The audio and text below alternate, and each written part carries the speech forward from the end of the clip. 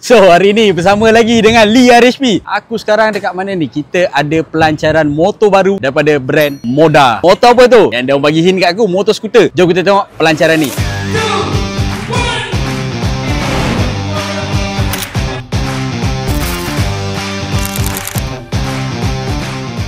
Korang suka minum kopi? Ini dia air mocha. Bukan. Ini mocha daripada Moda. So ini dia motor mocha. Memang ngamu. Color dia color pastel hijau. So aku kali ni pilih motor color hijau. Motor ni didatangkan dengan cc 108cc. Horsepower tak besar pun. Kecil 8 horsepower. Apa horsepower nak besar-besar? Motor santai je. Tangki dia 4.8 liter. Motor cc kecil, tangki besar. Kita tengok nanti fuel consumption dia berapa kuat dengan power torque delivery dia. Seat height dia 738mm. Kau tengok Kalau aku turunkan double stand, kaki full flat dekat lantai, memang ngam. Datang dengan full telescopic fork depan, belakang single absorber dengan wheel cast alloy. Rim depan belakang saiz 10 inci. Riding position dia memang ngam lah. Berat dia, kau yang tanya berat dia berapa lah. Motor kalau kecil macam ni, kau kata berat, memang aku tak tahu nak cakap apa. Dengan 89 kilo je berat dia. Jom kita tengok, kalau aku double stand ringan ke tak?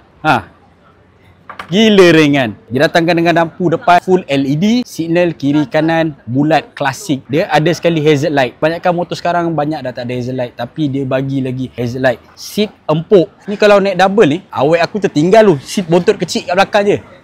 Pedal belakang dia simple je. Pedal belakang dia dekat sini. Kalau orang duduk belakang kan macam ni kan. Bagi sekali dengan rack ni. So dekat rack besi ni kau nak letak apa? Nak letak box boleh, nak letak bag boleh. Letak box siput macam ni, nampak? Box siput. Ni orang panggil box siput. Aku tak tahu kenapa dia panggil box siput. Disc depan dia. Depan disc brake, belakang drum brake. Memang meter dia pula meter LED geng. Memang cantik. Color dia. Tak adalah besar sangat motor ni. Kau tahu aku duduk sebelah dia. Nampak comel kan? Color pula nampak. Color pastel. So dia datangkan dengan color hijau, biru, oren, hitam. Tu siapa nak premium-premium, kau ambil lah color hitam. Aku nak color-color pastel macam ni. Barulah ngam kena dengan jiwa.